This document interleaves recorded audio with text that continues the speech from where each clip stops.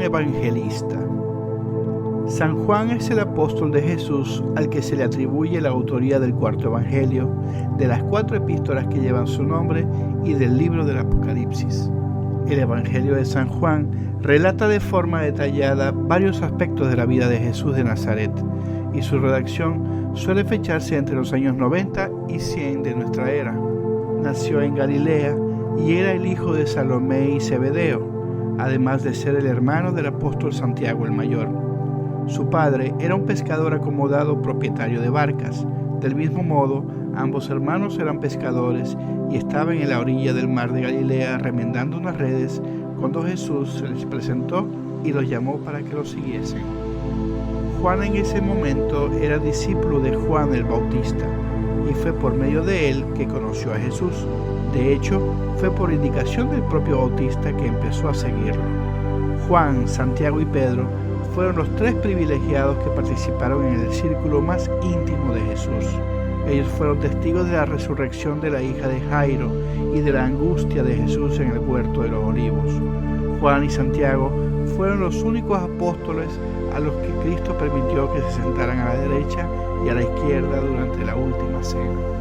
Fue Juan el elegido para acompañar a Pedro a la ciudad a fin de preparar la cena de la última Pascua, y en el curso de aquella última cena fue quien reclinó su cabeza sobre el pecho de Jesús, y fue a él mismo a quien el Maestro indicó, no obstante que Pedro formuló la pregunta, el nombre del discípulo que habría de traicionarle.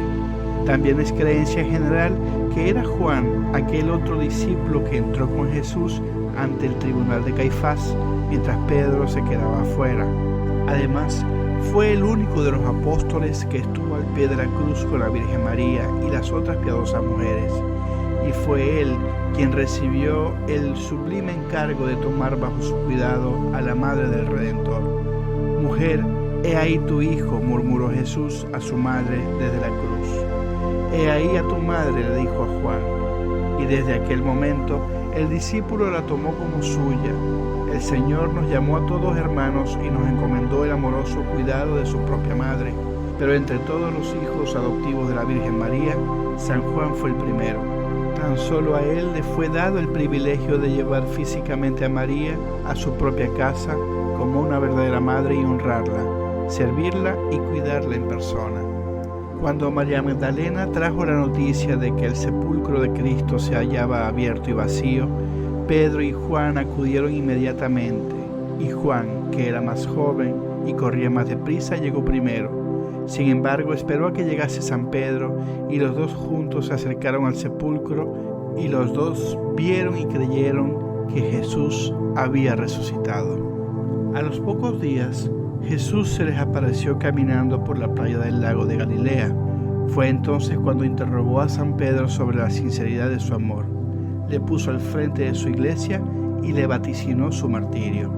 San Pedro, al caer en cuenta de que San Juan se hallaba detrás de él, preguntó a su maestro sobre el futuro de su compañero. Señor, ¿y este qué? Jesús le respondió, si quiero que se quede hasta que yo venga, ¿qué te importa? Tú sígueme. Debido a aquella respuesta, no es sorprendente que entre los hermanos corriese el rumor de que Juan no iba a morir, un rumor que el mismo Juan se encargó de desmentir al indicar que el Señor nunca dijo no morirá. Luego de la ascensión de Jesucristo, Pedro y Juan subían juntos al templo y antes de entrar curaron milagrosamente a un enfermo. Los dos fueron hechos prisioneros, pero se les dejó en libertad con la orden de que se abstuviesen de predicar en nombre de Cristo, a lo que Pedro y Juan respondieron, juzgad si es justo delante de Dios obedeceros a vosotros más que a Dios. No podemos nosotros dejar de hablar de lo que hemos visto y oído. Cuando San Pablo fue a Jerusalén tras su conversión, se dirigió a aquellos que parecían ser los pilares de la iglesia, es decir, Santiago, Pedro y Juan, quienes confirmaron su misión entre los gentiles, y fue por entonces cuando San Juan asistió a su primer concilio de apóstoles en Jerusalén.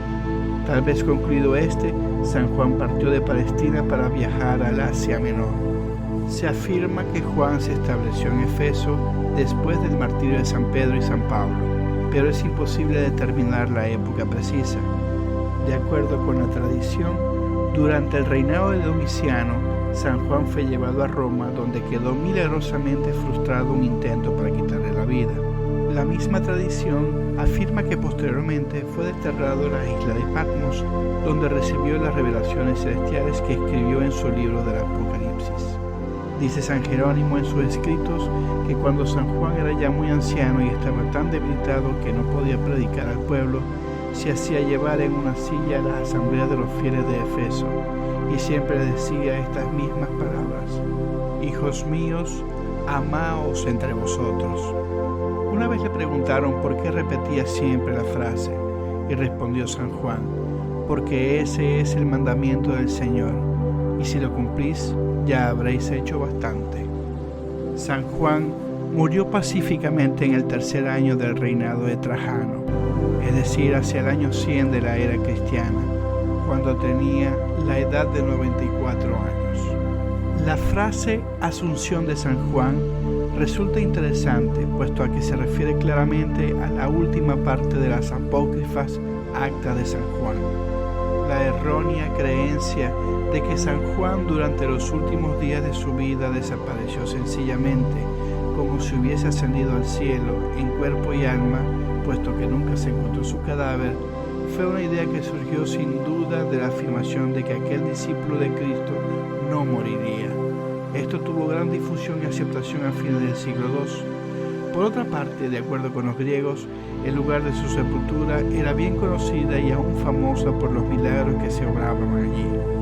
Se cuenta que Aristodemus, el sumo sacerdote de Diana en Efeso, lanzó un reto a San Juan para que bebiese de una copa que contenía un líquido envenenado. El apóstol tomó el veneno sin sufrir daño alguno, y a raíz de aquel milagro convirtió a muchos, incluso al sumo sacerdote. En ese incidente se funda también sin duda la costumbre popular que prevalece sobre todo en Alemania de beber la Johanniswein, la copa amable, con la que se brinda en honor a San Juan. En el ritual medieval hay numerosas fórmulas para ese brindis que al beber la copa amable en honor a San Juan se evitarán los peligros, se recuperará la salud y se llegará al cielo. San Juan es sin duda un hombre de extraordinaria profundidad mística. Al amarlo tanto, Jesús nos enseña que esta combinación de virtudes debe ser el ideal del hombre. Esto choca con el modelo de hombre machista que es objeto de falsa adoración en la cultura, un hombre preso de sus bajos instintos. Por eso, el arte tiende a representar a San Juan como una persona suave y, a diferencia de los demás apóstoles, sin barba. Es necesario recuperar a San Juan como modelo, el hombre capaz de recostar su cabeza sobre el corazón de Jesús, y precisamente por eso ser valiente para estar al pie de la cruz como ningún otro. Por algo, Jesús le llamaba Hijo del Trueno, quizá antes para mal, pero una vez transformado en Cristo, para mayor gloria de Dios. La Iglesia Católica celebra su día el 27 de diciembre.